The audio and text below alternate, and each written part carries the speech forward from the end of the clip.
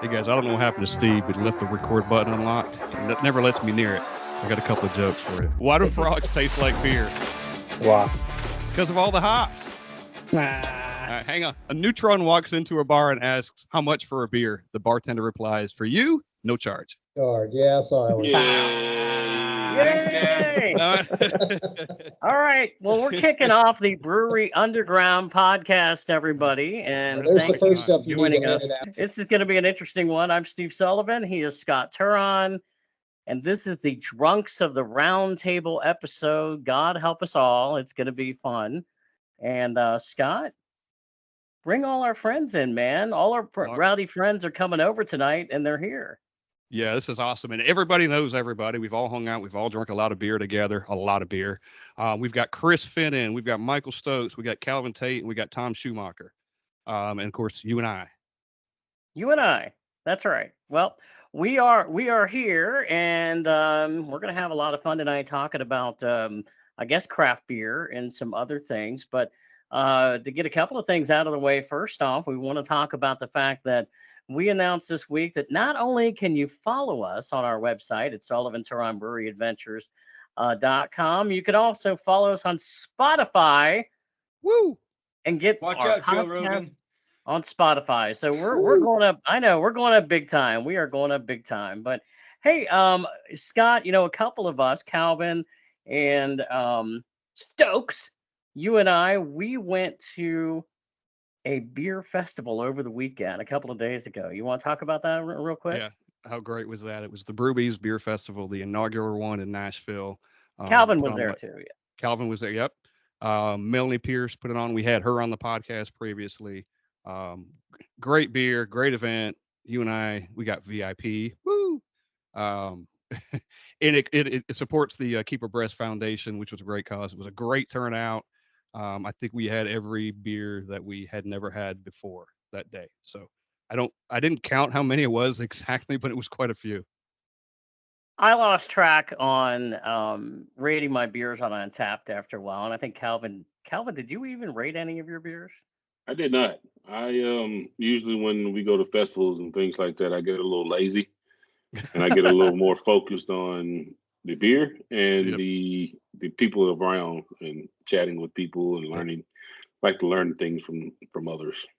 There you go. Well, funny you say that because Stokes and I think maybe for the first time probably put half of them in the next day. We put the obvious ones in, the ones we had to kind of research. We just put them in the next day, and kind of to your point. Hey, speaking of beer, I think we're all drinking something tonight. We always begin this podcast with opening up something. Some of you are drinking maybe something other than beer, but I'm going with the consistent route, and I'm drinking beer tonight. So I'm starting off here, guys, and Scott, this is something you're familiar with. This is actually a beer that your dad, Gordon, got me for Christmas. This is Fireman's 4. Yep. Fireman's 4. Yep. Mm-hmm. So, yep. I think several people here are quite familiar with that beer. Yep. All right. Yeah, that's one of my personal favorites, man. I think I gave that one a 4 out of 5, somewhere around there. Calvin, how many of you got left? That's the story I like to keep undisclosed. You mean for when I go over and I'm looking for it? Yeah, don't you try to sneak over and find it, because I have that in a special place. Where you keep your Oktoberfest? Yeah, the Oktoberfest and the Buffalo Trace whiskey and stuff like that as well. I kind of know where some of that is, but okay, moving on. Finnan's got a kind of cool looking bottle. What was that? Yeah, I don't know if you can see this. This is the Harding House Quandary Barrel Aged Dark Ale. Quite nice in the little stubby bottle, Yeah. Looks like a medicine bottle. It does. It looks like a Coors Banquet beer, my friends. It does. Yeah. Well, I was thinking more Red Stripe. Kind of that. Yeah. I love this where Tom went with it. Tom, what do you got? I'm drinking some Bearded Irish Homestyle right now, and then I got some. What is this in here? Wishing Star from Highland Brewing. Nice. Very, very nice. Bearded Irish, one of my favorites. And I saw your bucket of beer before you started. You had 8 in there. So you preparing for the long haul? I don't know. I have no expectations for this podcast, so better be We prepared. don't either. Like a Boy Scout, always prepared. Calvin, what you got? What are you sipping on? Oh, I'm sipping on some whiskey, man. I'm sipping on some Sazerac rye. Right. A little rye whiskey today. It's one of those days, huh? It's not really. I just personal preference. I'll get some beer later. I always start with whiskey first. I'm kind of backwards. I got one that will probably really get Chris Finnan going. I got you here. This is a Sky Gazer watercolors. Cranberry, cherry, tangerine, pomegranate, gingerbread, marshmallow, creamy. Holy cow. That sounds That can't be real. disgusting. Oh my God. It's actually pretty good. All that shit fit in the can? It was kind of bulging. I think that feels like they made something and they passed it around the room and told everybody to write down what they tasted, and then they just put that on the can. Yep, that's what flavor it was. Well, I've got this, and it's my last one of these. I've got a Burial the Slaughter of Artistic Expression, and it's damn good. So cheers, fellas. Cheers. Cheers, gentlemen. What I'd like to ask, and I don't know if it's if everybody knows this, but for the group, was there a craft beer that kind of got you guys into craft beer? Was there a beer that got you guys into drinking craft beer? I think for me, when I was in Cookeville for college, it was, we thought we were hot if we could go to Kroger and find a mixed 6-pack. And I think being in Cookeville, it was like, ooh, we got Calf Killer. So you have your Dos Perros from Yazoo or Gerst, and then you find a onesie twosie of a Calf Killer or something or another, and you're like, yep, you thought you were hot stuff if you could find something besides Steel Reserve or Natty Light. Yeah, I still go back to that original, Blackstone, man. That was it for me, and from this town, like they feel like the OG to me. So I like the original craft brew. It's like, yeah, this is different than the mass-produced crap. And You know which one it was? Well, their St. Charles Porter has always been a favorite of mine. Yeah. But I like just about everything they do. Yeah, we probably get to it. We talked a little bit about it early, but that pumpkin that they do it's literally it's one of the three or four fives that I get on tap. That's it. It's from them. Yeah, at some point we should talk about rating scales, because Calvin said something about a 4. We talked about 5s. I feel like everything I do on Untapped is between 3.25 and 3.75. Like not any range. And I bet we all kind of do it a little different. It'd be interesting to talk about. It is actually, that's one of the questions. We can come back to that. It's actually, what is the criteria for checking in on tap? Because I think we all have a different kind of, like, there's no something, it's not written down, but you just taste it. You're like, it's a feel, And it's actually something that we've learned from talking to some of the brewery owners of, so I don't know if they take it personally necessarily, but if you're rating their beers in the 3s, there's some of them I think that are looking at that with an eye going, why the heck don't you like my beer more? And they're the ones that are brewing it, and I can understand that too. Yeah, until they said that on the podcast, I never thought about it from their perspective, because it could potentially hurt them if somebody checks in something they just don't like that style. Yeah. Tom, did you have a beer that kind of bridged the gap? Kind of. Growing up in New Jersey and going to college in Pennsylvania, getting a Moosehead Lager or getting a Yingling was like so different. Instead of drinking like a Natty Light or like a Molson's, like something that was different. So like that's what got me into it. But like Chris was saying, moving to Tennessee, definitely finding Yazoo was a game changer. Like that helped, and Blackstone as well. Like those were my 2 entry points to do that. So yeah, I think those helped. But then getting Deep South Growlers right across the street kind of opened up everything for when that opened up like over a decade ago or whatever it is. So yeah, because they had so many styles you could choose from, and still do, right? You could say, I'll take one of those and one of those, and you don't know what you like until you try it.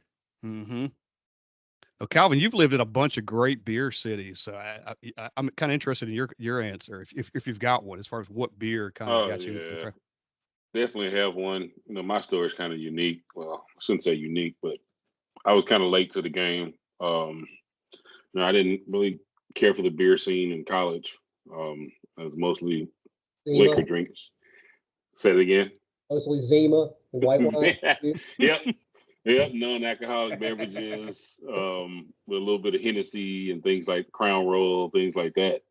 But didn't really get into the craft brewed game, so to speak, until I moved to my first job opportunity with Eaton, to Asheville, North Carolina, and worked in that place and found out that Asheville was a huge city for craft brew and different breweries and things like that. And one of the first IPAs I got to try that I absolutely fell in love with, and I still try today, is the Shiva IPA.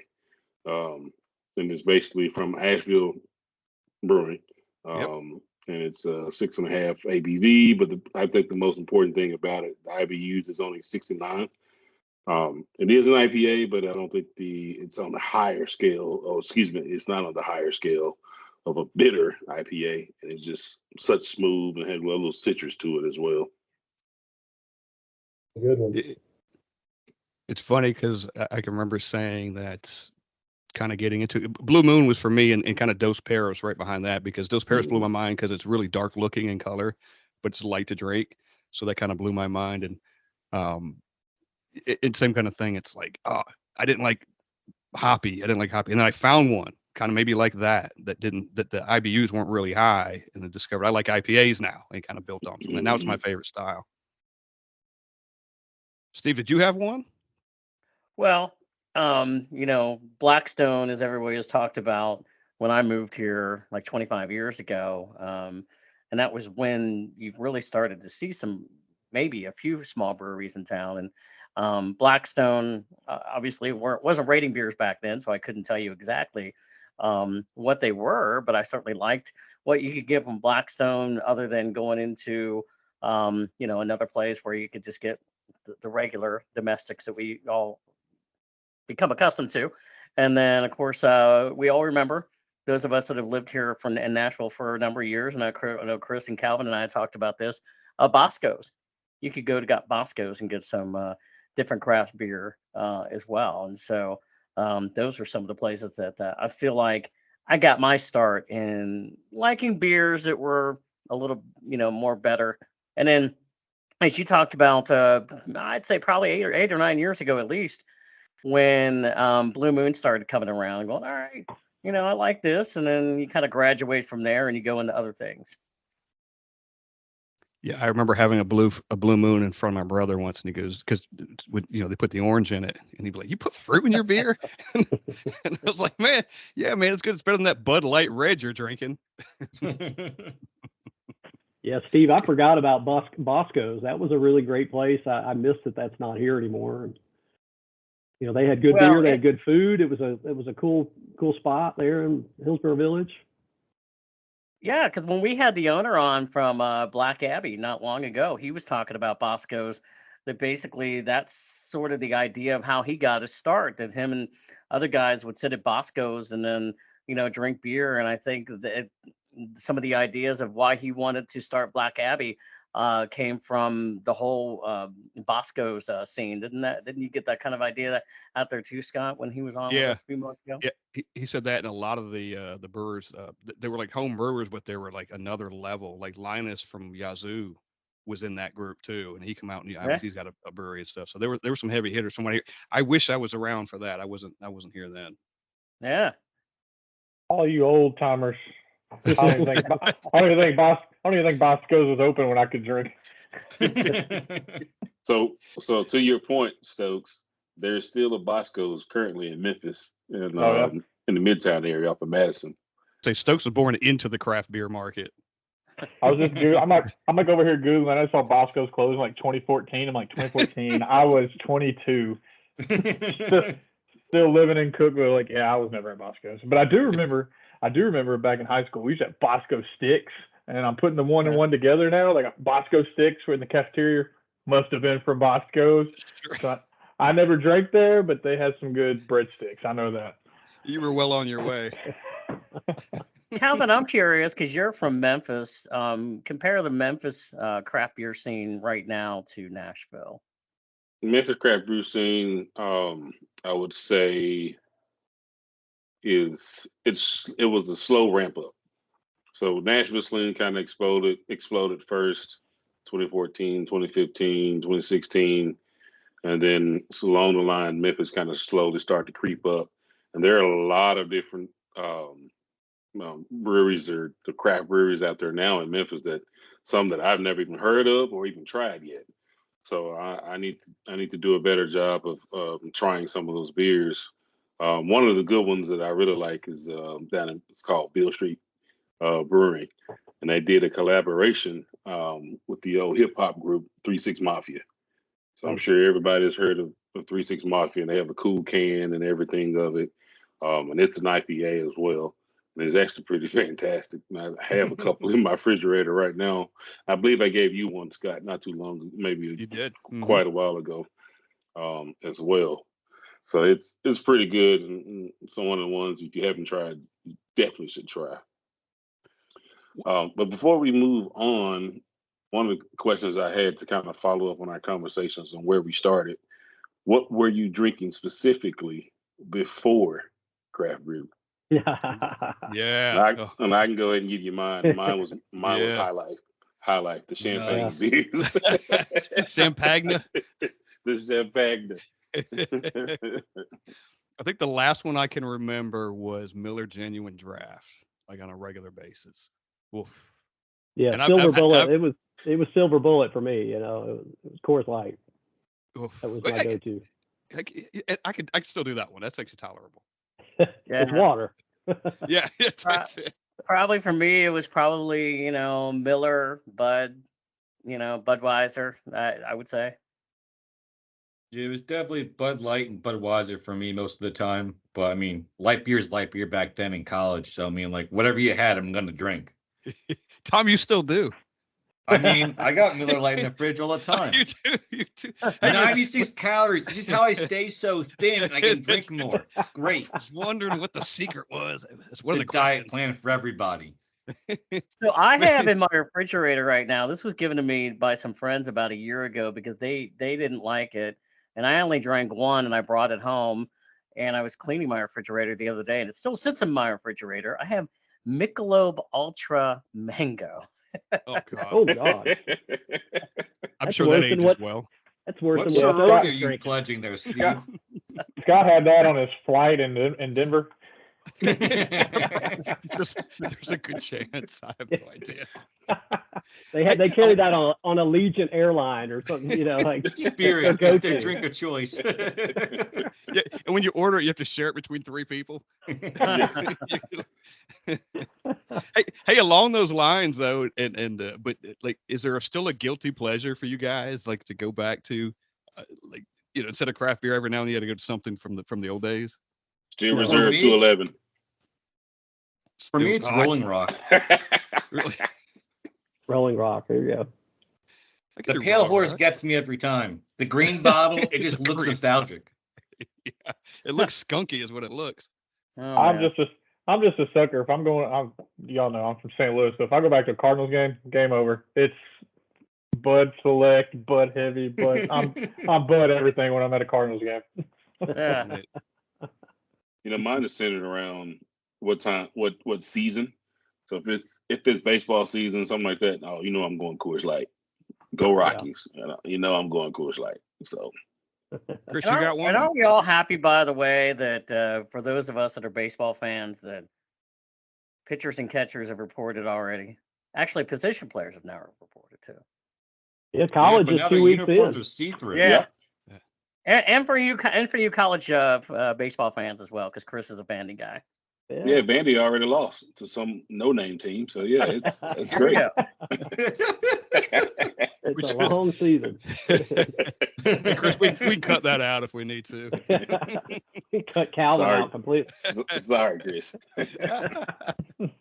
So Steve, hey, you here's ever- my question to follow up on the what the old beer was before you found craft. What do you have that beer rated on Untapped now? What you used to drink religiously, before you found craft, is that in the 2-star or?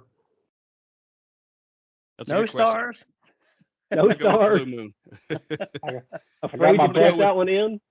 Yeah, like for me, for my Miller Lite, I just give it a 3.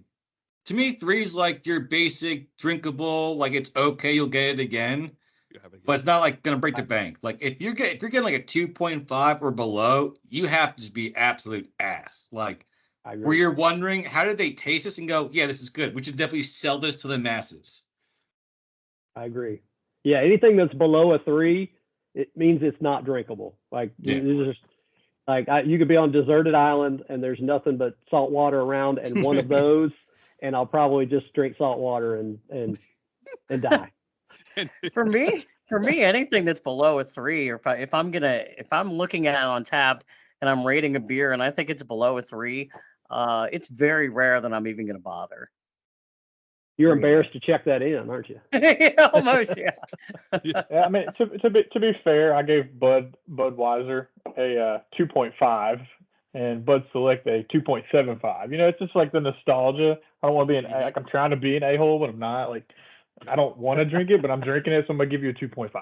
It's like I got natural ice as a 0.75 in my Untappd as a rating. That's awesome. Basically, as low as you can possibly go. Like, no, here you go, Bud Ice. All the blackouts in college. So what is the lowest rated? Tom, is that for you? Is that the lowest rated thing you've got in Untappd?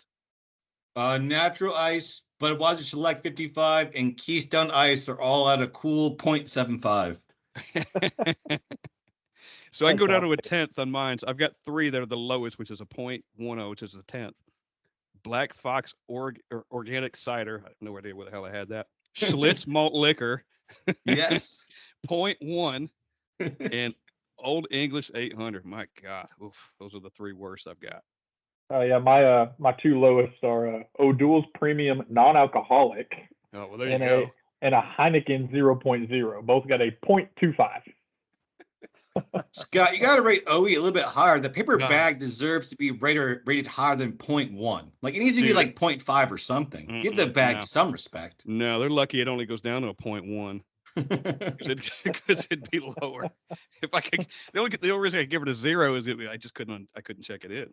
What's this one I gave a 0.5 to? That's one of Touron's breweries. Oh yeah. Yeah, that was in the early. That's probably Andy's beer. That wasn't mine.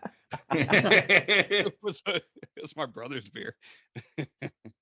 So I have a tie for my lowest, and my lowest is between Striptease, which is a Diskin cider, rated a 2, and then Pabst Blue Ribbon. That's the lowest. Hell, PBR is my guilty pleasure. Oh Yeah. God. How about you tell a story when you sold it? Well, how about when you and I sold it? I told this. Who did I tell this to? I don't think I told it on the Rhizome podcast we just did with the producers, and I said my buddy Calvin and we did the PBR table once, and we were the first one to blow a can. And people would come up and said, we try to sell it to them and like, hey, you need this because your grandfather drank it. Scott, you know my buddy. He has a soft place for PBR, and every time he checks in, he gives it a 5, and I'm just like, oh. A 5? You need to delete Untappd, man. A 5? Seriously? Yeah. Oh my God. Different Untappd strokes. is Different strokes. It reminds him of his first time or something in college. I don't know. It's not Jordan, is it? No. Oh, good. All right. Just checking. I do know who it is though. Styles that you'd like the least, just styles in general. You don't want me to talk, Scott. I know what yours is, but you have more of those rated than anything. It's the saddest thing. I'm not an IPA guy, but it's the only thing you can find anywhere. When I got really big into craft beer, I was make fun of Scott at Predators games and stuff. I'm like, dude, why are you drinking an IPA? That tastes terrible. He's like, you're gonna get into it. I'm like, no, I'm not. No, I'm not. I keep drinking Hefeweizens or something else, and finally, I'm like, I'm gonna get an IPA. I start drinking. I'm like, this is all I can find. He's like, yeah. And here I am, 5 years later in my Untappd journey, and I bet I have 6,000 IPAs. Because if you're gonna get new beer, it's got to be an IPA. Yeah, it's all everybody makes. It's all anybody makes. Chris, how do you stand on fruited? Yeah, my least favorite is one that has 4 or more fruits in the title of the damn beer. And marshmallows? How do you feel about marshmallows? Yeah. Come on. It's just Anything with marshmallow. Gingerbread's not a fruit. Come on. Oh my gosh. Tom, do you have a least favorite style? You're all over. And now I won't say all over the place. You like them all, as far as I can tell. Probably barrel aged stuff. Like, I'm kind of tired of people just taking the same beer, putting it in a different barrel every time. So it's like, oh, it tastes a hint different than the other types. But like, yeah, with Chris, if you have like 5 different fruit, I'm looking at you, Southern Grist. Like, it's just way too much on a time. Between that and the sour gummies they always use, it's like, it's just too much. There's certain candies that shouldn't be made into beer. And they're like, no, we'll prove you're wrong. I'm like, you're trying really hard, but no one's saying yes to some of these. Calvin, what about you? You got a least favorite style? Sours, man. Really? Sours. Like the barrique sours, or like the, and I don't mean barrique, per se, but that style, or like the fruited sour. The fruited sours. The fruited, like, it's like, to Chris's point, the strawberry, raspberry, goose sour. What is all that? The strawberry upside down cake, Paloma sour. Like, what's going on? I'll be right back. My beer's gone. I need to go get another sour. Yeah. You say, what is that? I call it greatness. That's what I call it. Steve, you can back me up there. And I know you guys, some of you like sours. And it's just, whatever. More power to you, I guess. Because we're red-blooded Americans, Calvin. we also drink red beer because that's what some of those sours look like. Yeah. Right. Yeah. Steve, Steve, I know you love grist. Do you like that sour stuff, that fruited sour stuff they do? Some of it.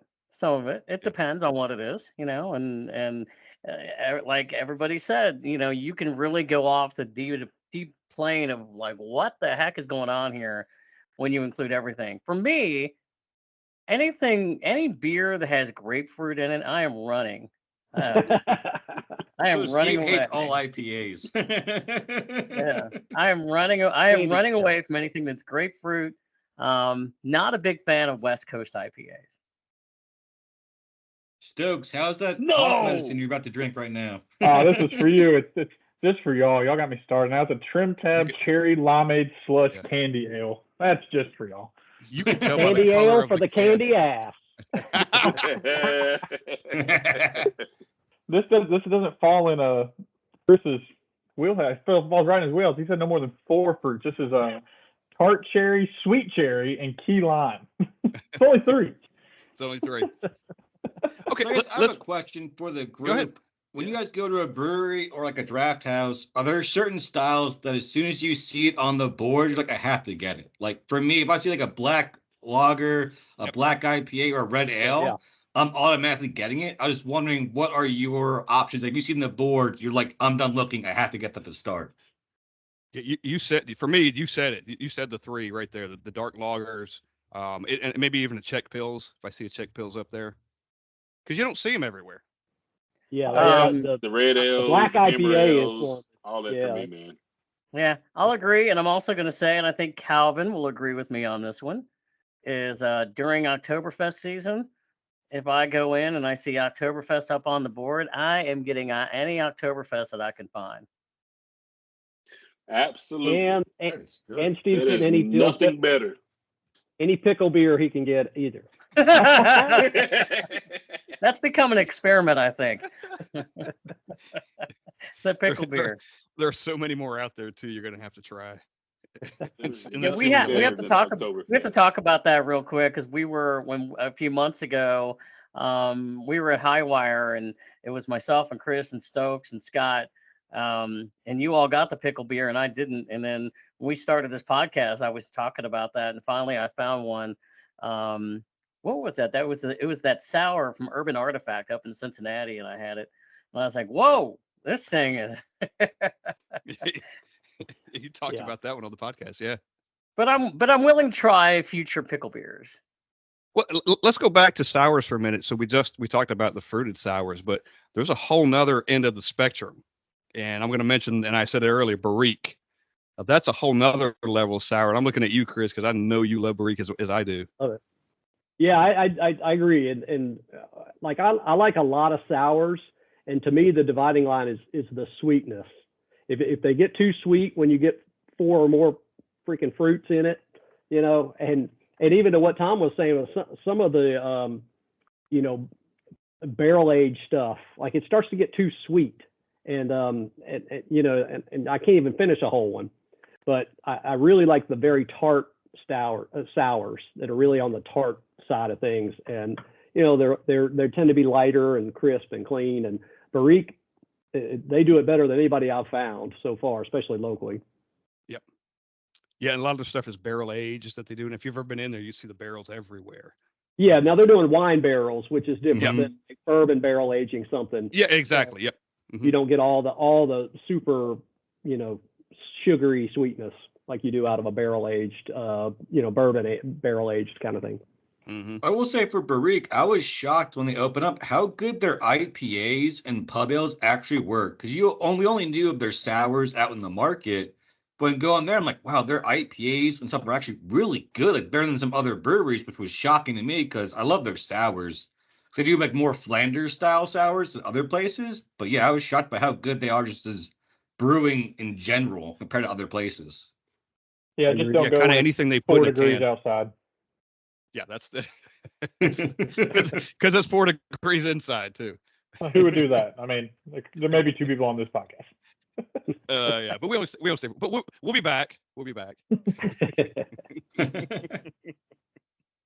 So, quick question. Yeah. Styles of beers. Is there a season of beer that is better than October? Fall. That is better than the fall. Oh, And better we all than in fall? Yeah. No. Are we all in agreement that fall Yeah. is the best time of year for styles of beer? Yeah. Okay. Yes. Yeah, except for actually, I mean, you think about it, it's fall, but now they start releasing them in July. So August. it's really it's fall type beers. It's fall type beers, but it's summer. Oh yeah. I get the premise of Oktoberfest, but I would be okay if you could find Oktoberfest all year long, and you can in certain places. Yeah. Hey, we're gonna get summer ale next month, by the way. It Oh, comes out in yeah. March. Yep. Absolutely. And I love summer ale, but it's not when it goes away. It's not summer. But then Oktoberfest comes along. And, It's not I even will say it's officially shocking spring yet. how bad winter I know. ales are. Like winter beers as a seasonal terrible. is so bad where you thought they should be so good, like crushing on porters, They are terrible. stouts, ambers. And you're like, after fall, like winter sucks. Spring's pretty bad. And then summer's good for a little bit, but it's like you're just waiting for fall. Once it's over, you're like, oh, Shapley Pumpkin Ale, come back, please. yes. Yeah, I find most of the winter offerings, even if you go to a store, if you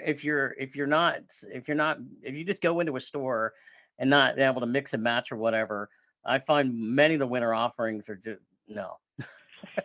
It's like no thanks. I'll just stick to whiskey or something, you know. Give me some Buffalo Trace or something. Or you can just do like I do and buy a couple cases of fall beer and let it last all the way to the next year. There you go. Why not? Kelvin has a transition as the new ones come out. He's finishing up the last ones of last year. He's aging them, Scott. He's aging his pumpkin beers. That's right. You're like, yeah. Calvin is like when Christmas is over and you got people that go to the stores and stock up on Christmas wrapping paper for the year ahead. That's you, man. That's me. Get it at a discount. When you go to Calvin's, you got to read the born on dates because it expired. Throw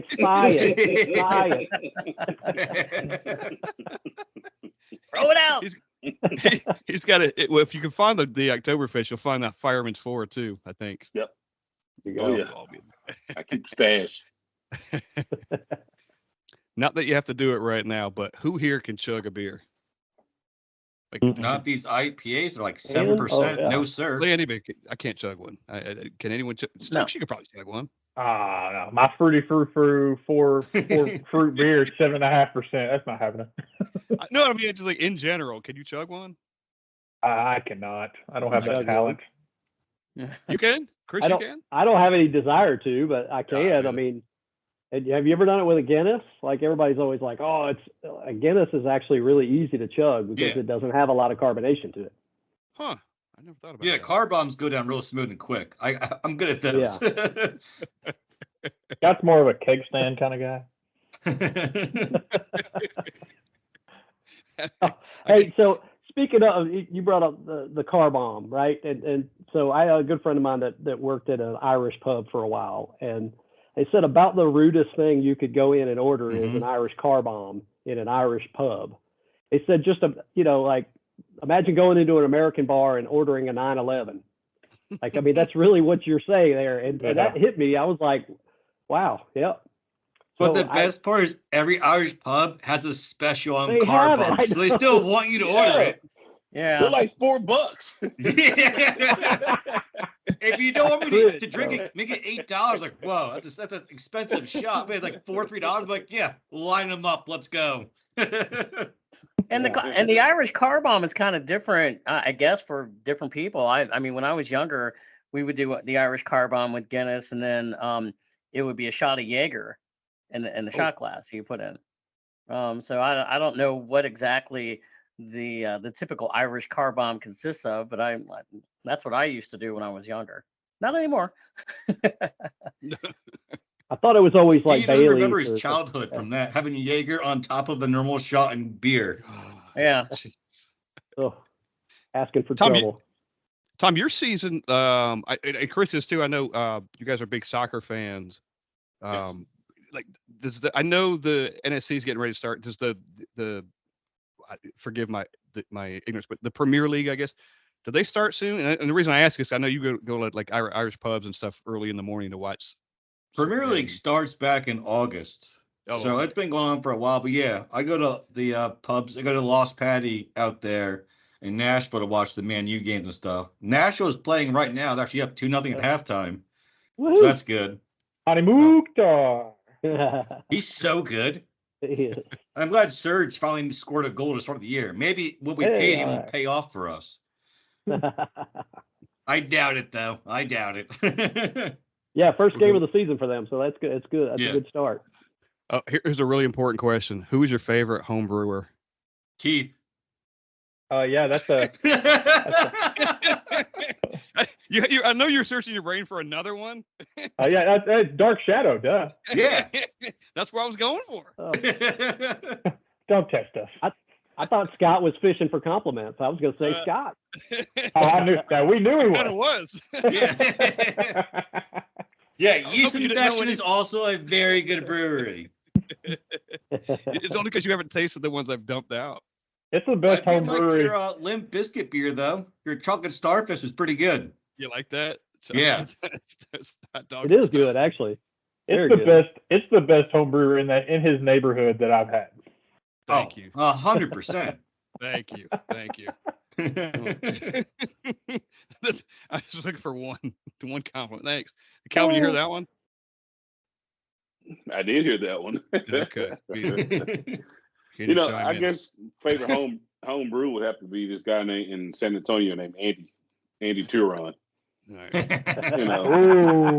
He sends me free beer all the time. Yeah. All the way from Texas. So I'm marking the minutes. I'm marking the minutes on the podcast on what to cut out. Hey, it kind of not a serious note, but did you guys see there? I just read this today that Teamsters for Molson are going on strike. Molson they're on strike right now. Yeah, I know. So I thought that was funny. And by March 1st, 5,000 Anheuser-Busch employees are going to go on strike if they don't get a new deal. So hold on. But you don't realize what else they make. I know. Like you really start thinking about it. Blue Moon is going to be in trouble. Yeah. Goose Island could be in trouble. Yeah. Shock Top. Yeah. Shock Top.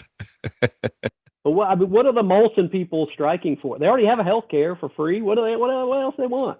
They want better beer. Well, okay.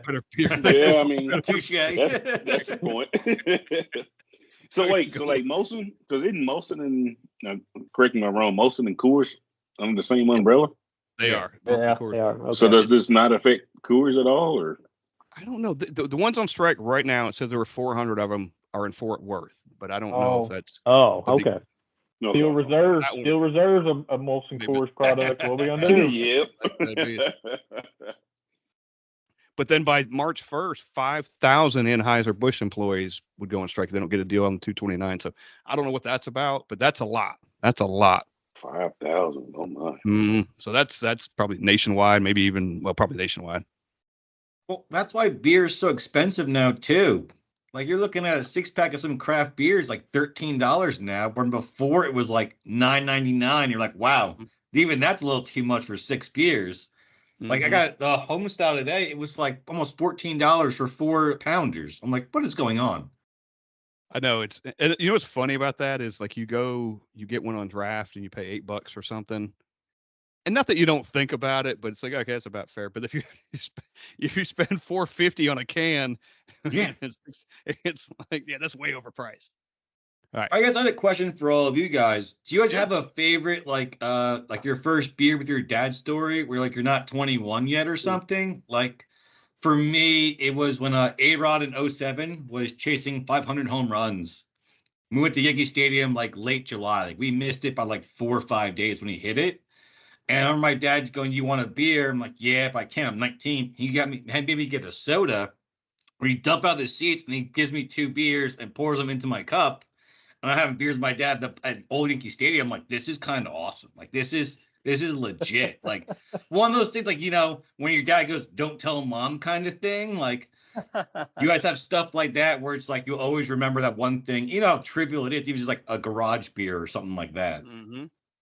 Well, I've got a similar story. It was outside of Yankee Stadium. My brother Andy and I had left and went to Yankee Tavern, left the Yankee game, and that place is busy, and there wasn't a bartender, so we just proceeded to pour our own beer from the other side of the bar, from this side of the bar, and it happened to be a PBR because it was the closest thing.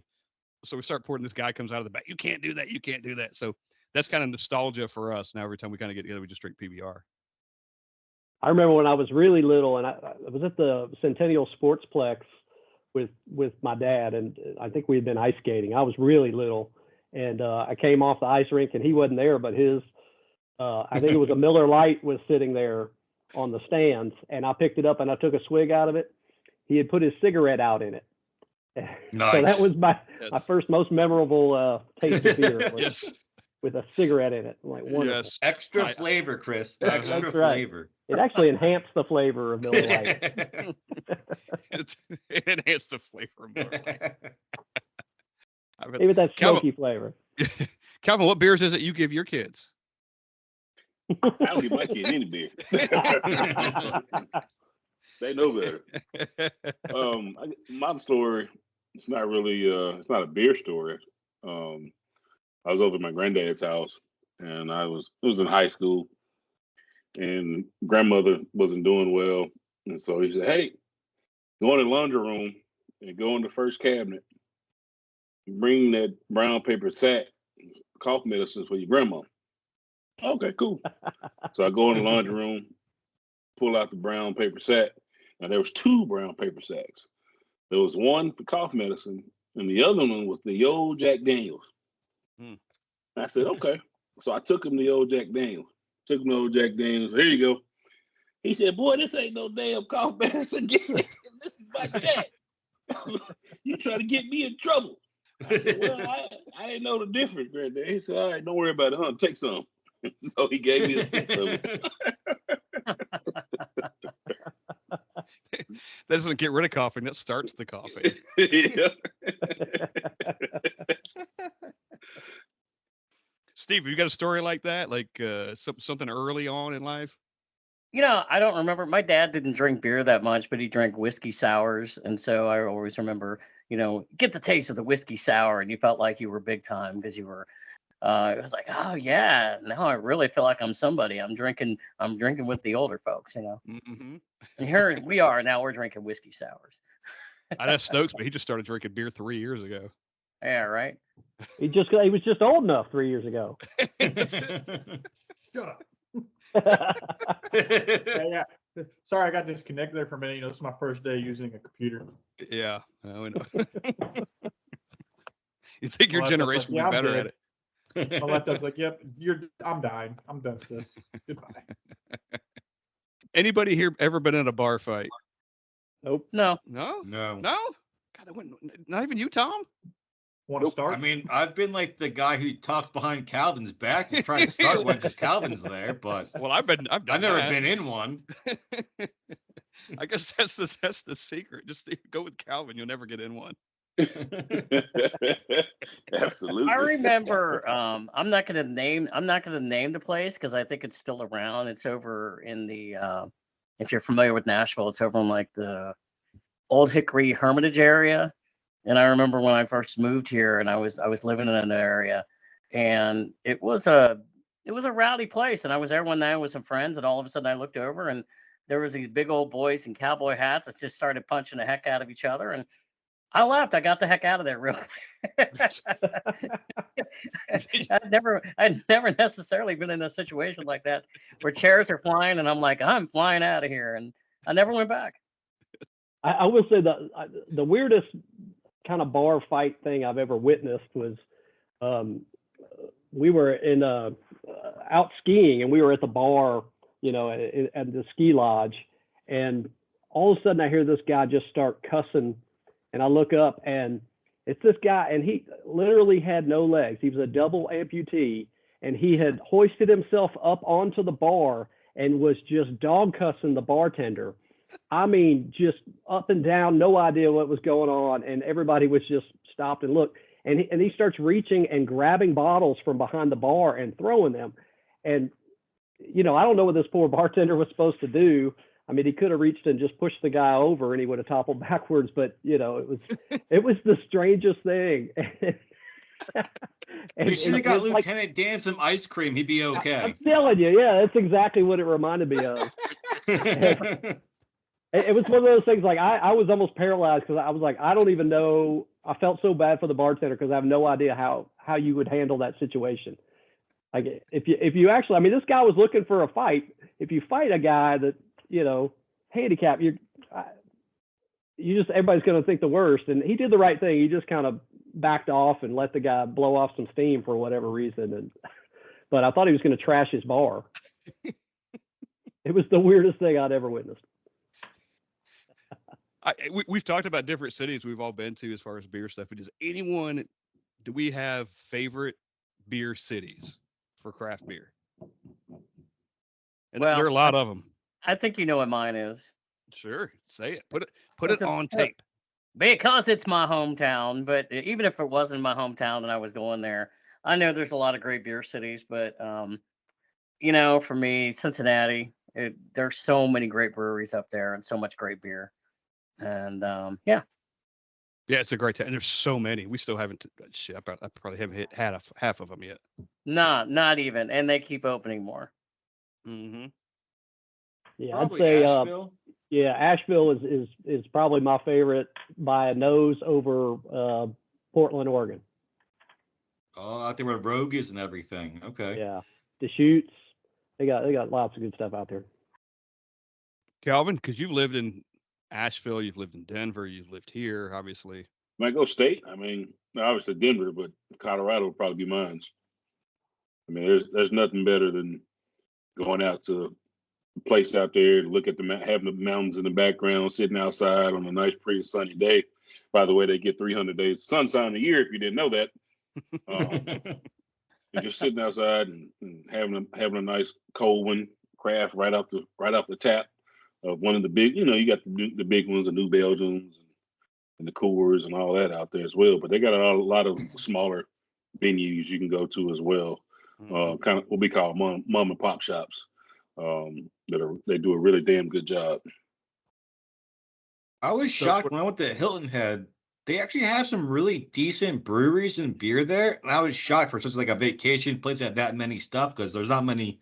When you're a vacation place, there's not many locals there to drive business. But there's some really good IPAs and breweries there. Me and my wife were definitely surprised by that, how well it was. Since it's such a 1 week town kind of in a way. Stokes, what do you got? I mean, you've only been I alive have a couple of years, but Toys R Us. No. Cookville, Uh, Cookville's the best. Yeah, Cookville, man. Hey, now Cookville's good. Now for Keller. me, I mean, I haven't been to Asheville, so it's on my list. You know, my wife and her family always talks about they want to go to the Biltmore, so I'm like, yep, go to the Biltmore, drop me off in town, see y'all in 8 hours. Like, that's on my list. It's been on my list for a while, so that's coming. But for me, you know, I've been to Cincinnati, I've been to, you know, Nashville, Denver, a couple places. It's hard to beat Denver, you know, like Calvin said. It's just there's so many options, and it's the mom and pops, the big boys, the whatever you want, and you could really park somewhere and hit you a few pretty quick. Go to another place, park and hit a few. We'll be there again in a few months, fellas. So yes, we'll see what they got else to offer. I mean, you think about it, like I've been to Denver 2 or 3 times, and Scott, you've been a handful of times. You could go 7 times and not hit every brewery. Like it's just, there's always something new to find. Mm-hmm. Yeah, and I would even if I would say Denver, I'd kind of you can break it down between like Boulder and Fort Collins and all that stuff. But yeah, but if I put Denver as a whole, like that's up there, man. That's up there. I would say for me, Asheville, in Denver area, and Rhinegeist are 2, 3, and they alternate back and forth to me. Just depends. Probably the last place I was at. And you know what's crazy? You know, I left Denver to move here in 2011, and you know, don't get me wrong, they had some craft brew scene, some craft beer here and there, but just in the matter of from 2011 to when I went back in 2016, it had completely changed. Now, I don't want to say the market is saturated, but man, it exploded with everything out there now, and it's just remarkable. And it's so widespread. What they've been able to do. Yeah, of course. Like you said, Fort Collins, Boulder, Golden, Greeley, Colorado Springs, Greeley. Greeley. Even pulled up Greeley, where they make cow manure. Has and breweries. Yeah, and Calvin, it's interesting. It's all relative, I guess, but you know, for those of us that have been in Nashville for a while, I mean, I used to work downtown off at the Mumbrian, and I look around now, and you guys have been out with me, and I'm going, yeah, that wasn't there, that wasn't there, that wasn't there, that wasn't there, and it's all breweries now. And I go, I wish there was breweries when I was working down there, you know. So yeah, I feel like I woke up one day in Nashville, and all of a sudden there were just breweries everywhere now too. And you make a really good point. Go ahead. No, and where I live now, you know, south of Nashville, Rutherford County, Murfreesboro is starting to boom too with a lot of breweries. Yep. Yeah, and not to leave out Nashville. You know, when you live somewhere and you kind of used to things, and you maybe don't put them in the upper echelons. Nashville's up there, man. I like it. They might not have as many as some of these other cities. The quality of beer here is really good. I like the breweries here. I think for me, we're up there, and still growing. One other town that's a good beer scene is Austin, Texas. Mm-hmm. And I don't know if you guys been down there, but Texas as the whole state, they do a lot of good things when it comes to craft brew. But Austin is probably one of the top places, upper echelons in that state for craft brew. Well, yeah, even Scott, I'll agree with you. I think we've started to make it in the beer scene. You see other breweries from other states come here. Like we have Highwire here from North Carolina. Then Braxton's coming here. Then we've got who else just joined us here? Not crap, I'm blanking on it now. But we're seeing Monday Night from Atlanta. We're seeing other big breweries start to put locations here that are actually close to where they are, but like they're growing. So as the city grows, which is awful for our traffic, but our beer scene gets better and better, so it is impressive. I mean, the new Highwire in Germantown looks like a dance club almost with all the neon lights inside. Yeah. Mm-hmm. And every brewery here seems to have their own unique thing. It's not like not one market is completely saturated. We're like, they're never going to make it. I think, branch out into Murfreesboro, right? They've got a whole thing going on out there, and even go to Cookville that far. So I like what's happening here, and there's more coming. I mean, I've seen it. I know that there's more coming, and it's going to get better. I think how close they are too. Like when we had that tornado and Crazy Gnome got hit, other breweries pitched in together. Either you however much money from a beer sold goes to them or pitching in money. Like it seems like it's more of a we're competitors, but we're really a big family. So I like that sense in Nashville where it's a close knit family. So I think that was kind of cool to see. And not everyone's be like, oh, well, a brewery could potentially close. That's great for us. That's more revenue. That's more people coming in here. But they said, no, let's help up another brewery. So I liked it. That was definitely cool to see where other breweries might not be the same in other cities potentially. Right. I'm gonna go devil's advocate, play the other side of that coin there. The only thing that sucks about Nashville's brewery is they're so far apart. Mm-hmm. And like Yeah. it's not like in Yeah. Nashville or Denver. You can just park and like, yep, here's what we're spending the next 6 hours, boys. We're gonna walk around. But it's gotten better, and that's the good thing is we're getting more. They're getting closer together. You shove one in the middle of Bearded and Monday night. Now, oh yeah, okay, now we can hit 2, maybe 3. Yep. I mean, 4 or 5 years ago, you were lucky to hit 2. You're spending $15 to Uber to every brewery, and all of a sudden you've been to 6. And you're like, holy shit, I just spent $200 to Uber to 6 breweries. I barely spent $200 on beer. Yeah, we had a specific brewery that used to reside in the Gulch area, but then they packed up and moved to a bigger facility further north in Nashville. Do you think they're regretting that move, or have you heard? No. They're in their place forever is home. fantastic.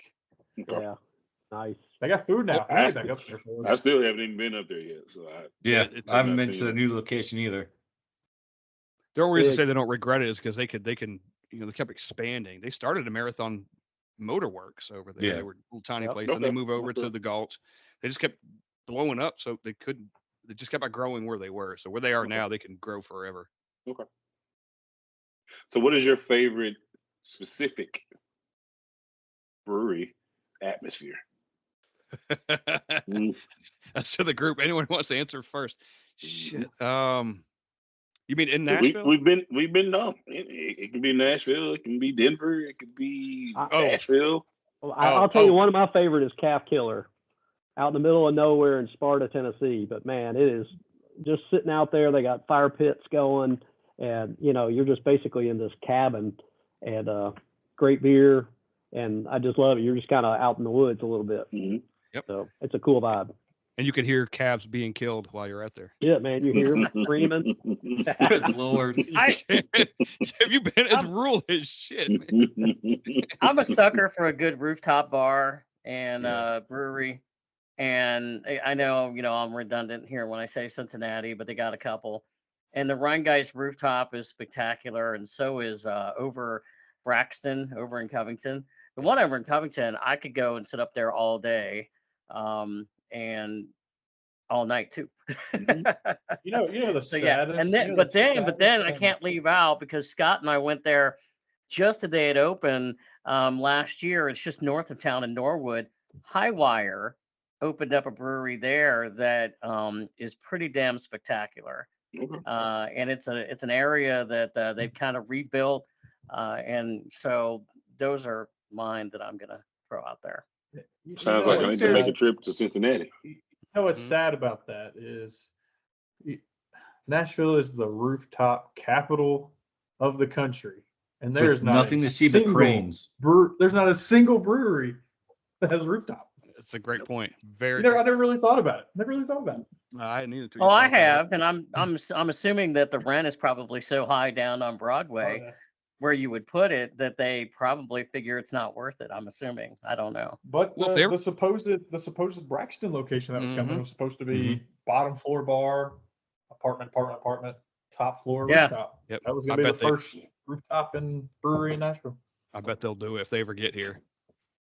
I think one's a cool view is in Asheville at one of the Green Man breweries. You can have a rooftop there and you can see the Blue Ridge Mountains in the distance. And it's a really cool view on like a nice spring day. Like it just looks cool. It's kind of like looking out and you see the Smoky Mountains in Tennessee. It just looks nice. Like it's a cool thing to have a beer and it's like, oh, this is kind of cool. That's one of my favorite scenes is just seeing that. Like it just makes you like feel like calm.